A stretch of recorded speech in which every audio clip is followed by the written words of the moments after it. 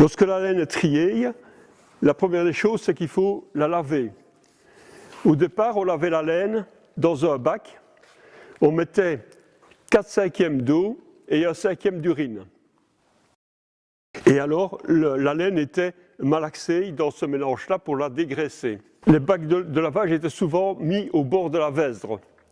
Et lorsque la laine était lavée, on la posait dans des bacs qui sont positionnés avec un botte de spaneux. En wallon, on appelait ça un botte de spaneux. C'est un toit pour protéger l'ouvrier. Donc la laine est mise dans le bac. Vous voyez, c'est un bac perforé. C'est un bac perforé et le bac est plongé alors dans la Vesdre.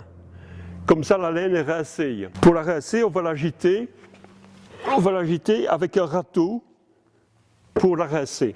Évidemment, comme on le verra tout le temps dans l'avancement de la visite, les machines évoluent. Donc on avait le bac de lavage, un bac en bois dans lequel on avait la laine. En 1863, Eugène Mélin, un verviétois, a inventé le Léviathan. Nous n'avons pas de Léviathan ici. Si vous voulez le voir, il se trouve le long de la Vesdre, rue Jules Sorex. Mais nous avons une machine ici qui a été construite par Pelser. Pelser, c'était une grosse société textile verviétoise qui a construit cette machine-ci qui est un peu dérivée du Léviathan. Donc vous voyez, en fait, le Léviathan, c'était quoi? C'était 4 bacs. Il y avait 2 bacs de lavage, un bac et alors 2 bacs de rinçage. Et là, dedans, on mettait du savon de Marseille et du carbonate de soude. Vous pouvez voir ici, nous avons des fourches, des grandes fourches qui s'appelaient les hommes debout. Ces fourches-là sont animées d'un mouvement hélicoïdal. Vous voyez le bras là-bas qui les commande. C'est un mouvement hélicoïdal qui va faire progresser la laine à l'intérieur du bac. Et en tout cas, la malaxer aussi pour la laver. Lorsque la laine a été lavée, l'étape suivante, elle est battue. Elle est battue pourquoi? Parce que je vous ai dit, dans la laine, il y a de la terre, puisque le mouton va se rouler à terre. Il y a des branches et des brindilles d'herbe, parce qu'il va se frotter dans les broussailles et dans les buissons.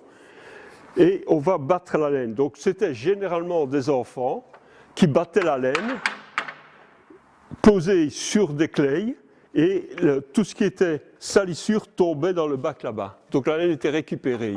Quand la laine était battue, il fallait évidemment la conduire vers les usines de production. À ce moment-là, on allait remballer la laine.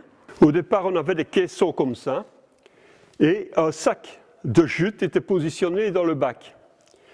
Pourquoi est-ce qu'on utilisait de la jute? Parce que la jute se teint de la même façon que la laine. Donc s'il y a des morceaux de jute ou des morceaux de fil de jute qui vont dans la laine, après teinture, on ne voit plus rien. Les bacs étaient remplis de laine, l'ouvrier piétinait la laine pour la tasser, et puis le sac était fermé, le caisson ouvert et on sortait les balles. Alors vous aviez dans Verviers, vous aviez des constructeurs de machines qui produisaient des charrettes type pour transporter les balles de laine. Les balles de Verviers étaient des balles spéciales. Il n'avait qu'à Verviers qu'on avait cette dimension-là. Donc elles faisaient 75 cm de côté et 1,20 m de haut.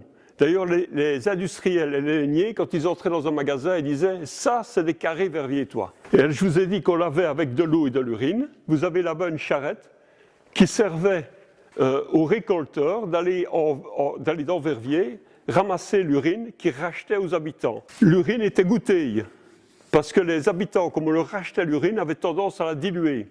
Donc ils goûtaient l'urine pour être certaine qu'elle n'avait pas été diluée. Donc la laine était lavée, maintenant elle contient toujours évidemment beaucoup d'eau. La première étape, c'est qu'on va l'essorer. Donc nous avons ici 2 essoreuses qui servaient à éliminer l'eau des touffes de laine.